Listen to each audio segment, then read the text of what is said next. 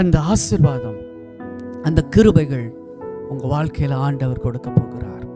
சொந்து போக வேண்டாம், பலன் கொள்ளுங்க. இந்த கால நேரத்தில் உங்கள்கிட்ட இவ்வளோ நாள் வார்த்தையாய் பேசிகிட்டு இருந்த அந்த வாக்கு தத்தங்கள் நீங்கள் கண்ணில் பார்க்க போகிறீங்க, நிஜமாக போகிறது.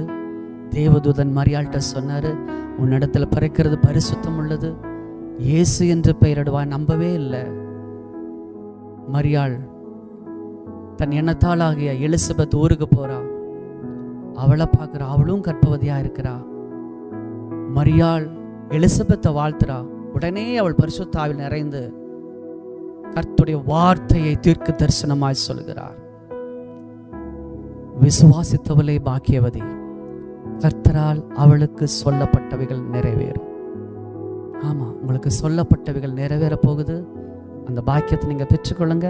கர்த்தர் உங்களை ஆஸ்வதிப்பார். God bless you. God be with you.